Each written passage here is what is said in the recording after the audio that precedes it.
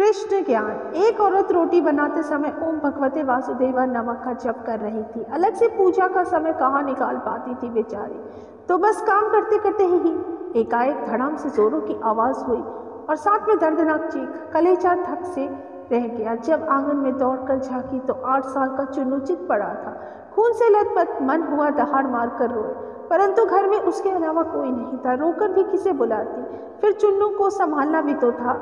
दौड़कर नीचे गई तो देखा चुन्नू आधी बेहोशी में मामा की रट लगाए हुए है। अंदर की ममता ने आंखों से निकलकर अपनी मौजूदगी का एहसास कराया। फिर 10 दिन पहले ही करवाए अपेंडिक्स के ऑपरेशन के बावजूद ना जाने कहां से इतनी शक्ति आ गई कि चुन्नू को गोद में उठाकर पड़ोस के नर्सिंग होम की ओर दौड़ी। रास्ते भर भगवान को जी भर के कोसती रही, बड़बड़ाती रही, हे कन्हैया क्या बिगाड़ा था मैंने तुम्हारा, जो मेरे ही बच्चे को। खैर डॉक्टर साहब मिल गए और समय पर इलाज होने पर चुन्नू बिल्कुल ठीक हो गया। चोट गहरी नहीं थी, ऊपरी थी, तो कोई खास परेशानी नहीं हुई। रात को घर पर जब सब टीवी देख रहे थे तब उस औरत का मन बेचैन था, भगवान से वितरित होने लगी थी। एक माँ की ममता प्रभुसत्ता को चुनौती दे रही थी। उसके दिमाग में दिन भर की सारी घटना चलचरित्र की तरह चलने लगी। कैसे चुन्नू आंगन में गिरा कि एकाएक उसकी आत्मा सिहर उठी। कल ही तो पुराने चापाकल का पाइप का टुकड़ा आंगन से हटवाया है, ठीक उसी जगह था जहाँ चिंटू गिर पड़ा था। अगर कल मिस्त्री ना आया होता तो उसका हाथ अब अपने पेट की तरफ गया, जहाँ टाके अभी भी हरे ही थे ऑपरेशन के।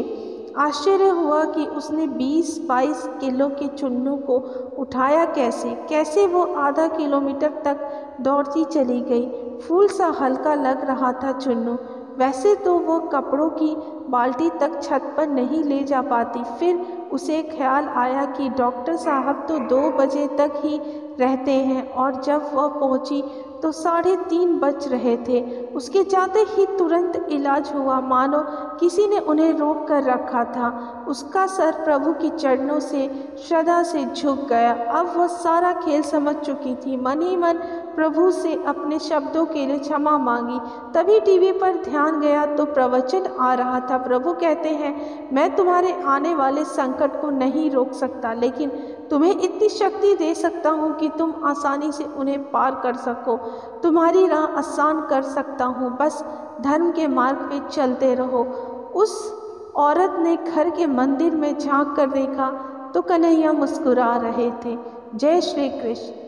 उम्मीद है कि आपको मेरी छोटी सी शिक्षाप्रद कहानी अच्छी लगी तो लाइक शेयर सब्सक्राइब जरूर करेगा।